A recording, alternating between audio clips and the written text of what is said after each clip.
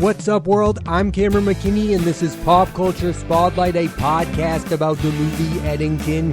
Here's a quick synopsis. Joe Cross, the sheriff of Eddington, New Mexico, during the height of COVID-19, decides to run for mayor of the town. The film stars Joaquin Phoenix, Pedro Pascal, Emma Stone, Austin Butler, Luke Grimes, Deirdre O'Connell, and Michael Ward. Standout performances. I typically find that Joaquin Phoenix usually gives two type of acting performances, one where he really goes for it, playing darker characters than Paul Thomas Anderson's The Master and Todd Phillips' Joker, or subtle, more emotional turns in Spike Jonze's Her and Mike Mills's Come On, Come On. All great movies. And with the two films he's made with writer-director Ari Aster, Beau is Afraid and Eddington, I find he's combining those two type of performances. The characters he's playing are complex.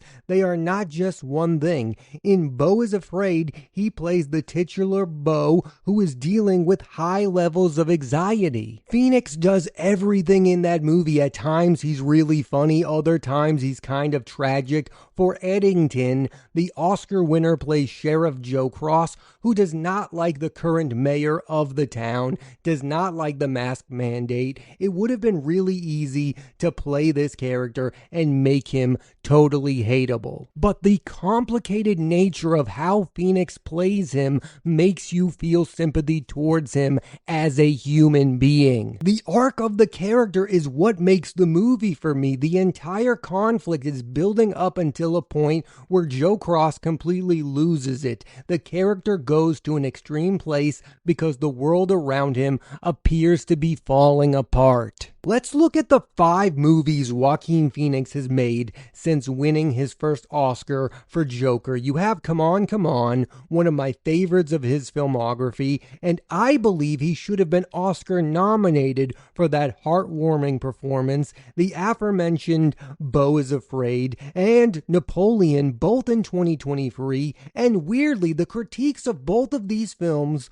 was that they were way too long. I personally see both as epics, and he's really challenging himself to carry both of those movies. Last year, you had the polarizing Joker Folie à Deux, a movie I will admit to liking, but do see the flaws of the film, and that gets us to Eddington, his second Western, the first being the brilliant The Sister Brothers with John C. Reilly, Jake Gyllenhaal, and Riz Ahmed. I like all 5 movies post-Oscars win for Joaquin Phoenix, but the commercial viability has not followed him. I thought after the success of Joker, he would become more of a mainstream actor, more of a movie star, if you will, and he's still a great actor who is in a lot of movies that not everyone goes and sees. I don't know where Phoenix currently sits in the public eye. There was a lot of buzz around the fact that he, at the last second, dropped out of a movie he was going to make with the great Todd Haynes. And what I will say about that is, I don't know the specifics, but actors drop out of movies all of the time. Joaquin Phoenix is one of the greats. When he's in a movie, I want to see it. And to go full circle, there is talk of his Eddington co-star, Pedro Pascal, taking over the lead of Haynes' movie. That gets us to Pedro Pascal. This is the third Pedro Pascal performance I've talked about in the last 5 weeks, and Eddington brilliantly plays with the actor's likability. In Eddington, he plays Ted Garcia, a seemingly well-intentioned mayor who really has to do anything the governor asks of him. Garcia and Phoenix's Cross have a long-held personal grudge that neither can get past. You may watch this movie and feel terrible about Joe Cross, but it's really hard to feel much better about Garcia. I want to talk about Pedro Pascal's 2025 as a whole, because it's worth noting that at one point Pascal was going to star in Zach Cregger's Weapon, a movie I talked about last week on this podcast, and had to drop out due to the writer's strike. I really wonder if it would have been better for him career-wise to be in that movie instead of playing Reed Richards in the Fantastic Four First Steps. I mean, this isn't 2010 anymore. You don't need to be in a Marvel movie to be one of the biggest actors on the planet. I do, for the most part, like the choices that Pedro Pascal is making. He might make this movie with Todd Haynes. It was also recently announced he's going to be in the next movie from writer-director Tony Gilroy called Behemoth. I don't know where most people are at when it comes to their feelings about Pedro Pascal. I think the next big test for the actor is the leading man test. Can he be the lead of a movie that is uber successful? Can he carry a movie on his own? Because the movies he's making, he is with other big stars. Vanessa Kirby in the Fantastic Four, The First Steps, Joaquin Phoenix in Eddington, Dakota Johnson and Chris Evans in Materialist. Will people go see a movie if the selling point is just Pedro Pascal? That question has not been answered just yet. I personally find it really jarring in the year 2025 seeing Emma Stone play a supporting role in a movie. The last real supporting role I remember of hers was in Birdman, a movie that got her first Oscar nomination. She has not only become the focal point of the movie she's in, she is the entire movie in a lot of the cases. I'm talking about Cruella and Poor Things. Those are extreme examples. I would also put La La Land and Battle of the Sexes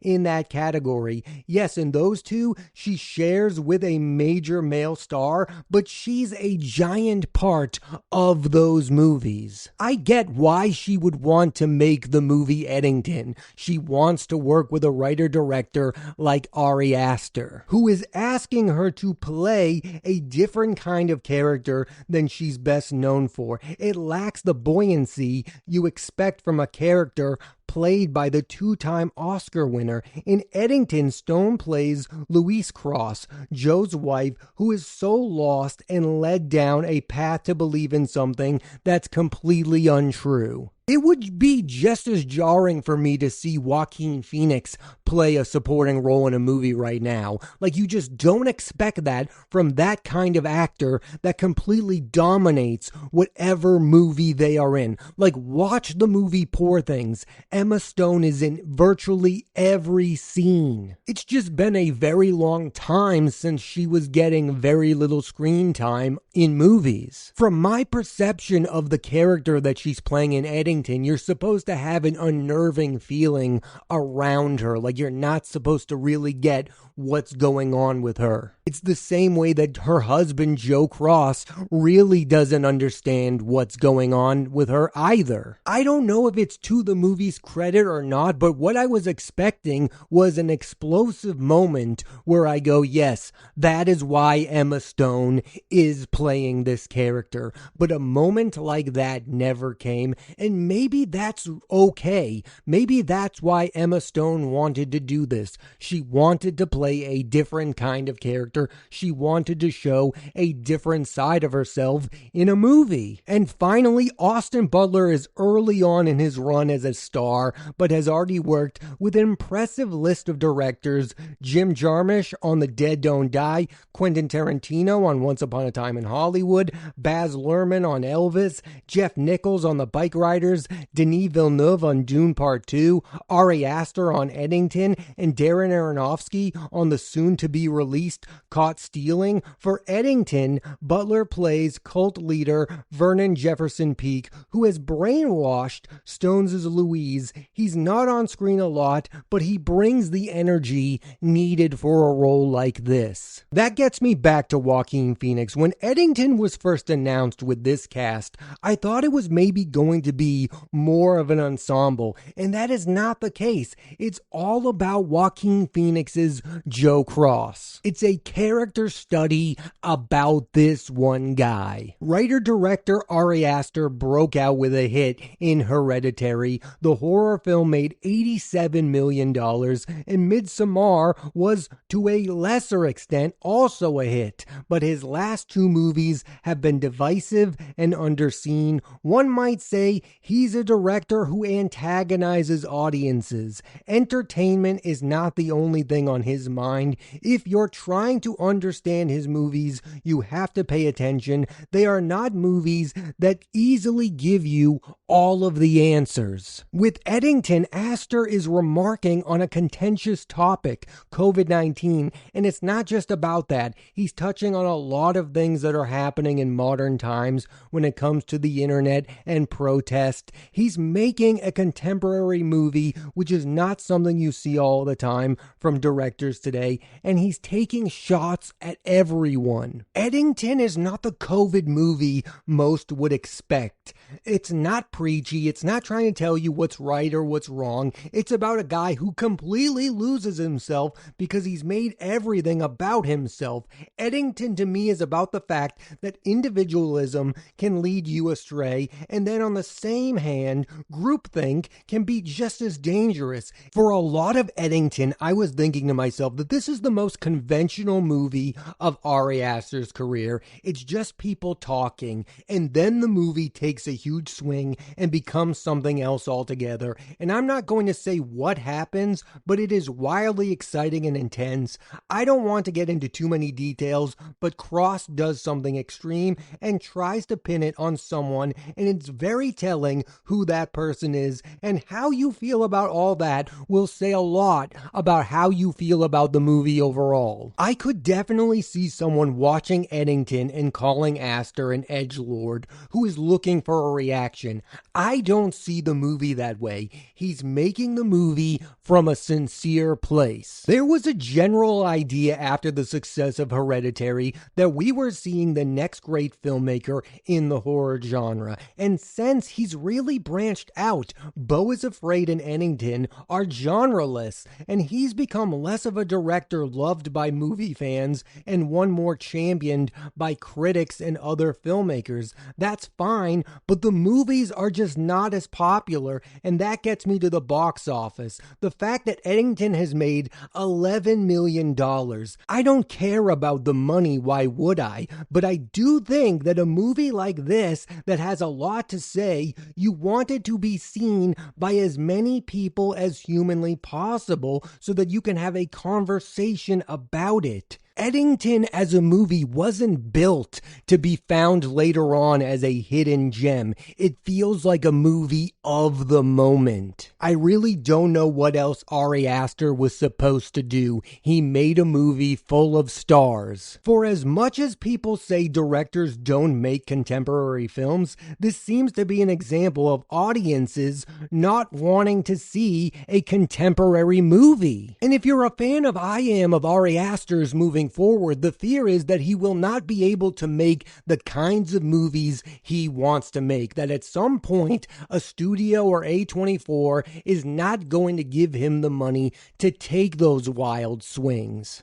Aster is clearly not a director for hire. He doesn't seem interested in doing adaptations. He's not going to direct a Marvel film or a Transformers one anytime soon. He is a writer-director that comes up with his own material to adapt. I don't think it's controversial at all to say that at some point he's going to need to write and direct another movie that is a somewhat hit. Like, he needs to make a movie that at least can make its money back. What he really does still have going for him is that actors want to work with him. Joaquin Phoenix, Emma Stone, Pedro Pascal, Austin Butler. These are viable stars who want to be in the next movie written and directed by Ari Aster. But if those movies don't make money, people are going to start to take notice. Oscar chances. Ari Aster is an esteemed director who should be on the precipice of his first Oscar nomination, but I don't think it's going to happen with Eddington. His best chance for this movie, in my opinion, is for its screenplay. In a just world, he also gets a Best Director nomination. When it comes to Joaquin Phoenix, I don't see a world where he gets a nomination for Best Lead Actor. I think the competition is going to be too steep, and not enough people have seen the movie Eddington, and I don't think its reputation is going to rise come come Oscars time, this is going to be a movie that it's going to take years and years for people to find this movie and build up a reputation for itself. After I saw Beau is Afraid, I understood why that movie wasn't a hit. It was a lot of movie. It was 3.5 hours. You can't describe that movie. It's not a movie that you can easily sell. I am surprised about Eddington. I thought this movie was going to do better at the box office because not only it had Joaquin Phoenix, it also had those other 3 big name actors in it as well. I also thought after seeing the ending of the movie that word would get out how exciting that ending really is, like how action-packed the movie gets. What's getting lost in the conversation about Eddington is how entertaining the movie really is. It also needs to be said on this podcast that it's one of the best looking movies of 2025. Aster is in a place as a director that I did not think that he was ever going to be in. At this moment, he is not super popular by the average moviegoer. Like, they don't see his name written and directed by and go, I have to see that movie. And I think we all thought that maybe he was going to get there because of Hereditary and Midsommar, but people are not seeing Beau is Afraid and Eddington at that same pace as those other films. And he's also at a place where he's not getting enough love critically. He's not yet been nominated for an Academy Award. Rotten Tomatoes are giving his movies in the 60 to 70 range. Like, those are not good enough for the work that he is doing. He has somehow become an underrated writer-director, which is weird to say because he does get talked about an awful lot. I listened to some of his interviews for his press tour for Eddington, and it does sound like he's surprised by the fact that these movies are not making a lot of money, that people did not see Beau is Afraid, and they're not seeing Eddington, but he doesn't come across to me as a strategist. Like, he's not going to change the type of movies he's making. Sadly, he just might start to have to make movies at a smaller budget, which is a bad thing for movie fans because I want this guy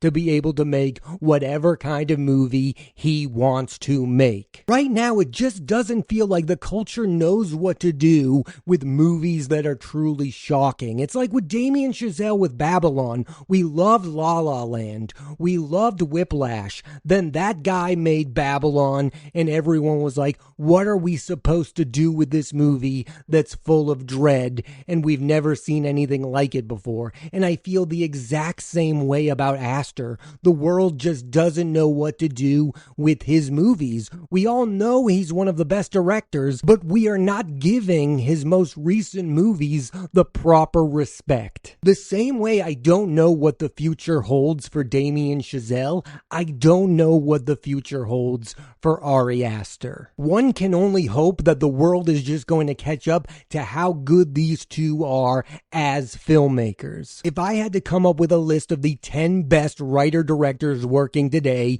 Damien Chazelle would be on that list, and so would Ari Aster. Overall, where we are at with Aster is he's a guy who is making good movies that are misunderstood. I do think we are headed towards a place where at some point, Beau is Afraid and Eddington are going to grow in stature. Because let's face it, they are challenging movies that you may need to see more than once to fully understand them, and even after that, you still might not. That's what I personally like about Ari Aster. He makes movies you want to keep thinking about. Not enough people have given Eddington a chance. It's a movie that takes a lot of big swings. One thing that does kind of irk me is the idea that if Ari Aster made a horror movie about COVID-19, it would have been a hit because he would have gotten that horror audience. I don't want that to be the case. I want Ari Aster to be a selling point for a movie where people go, wow,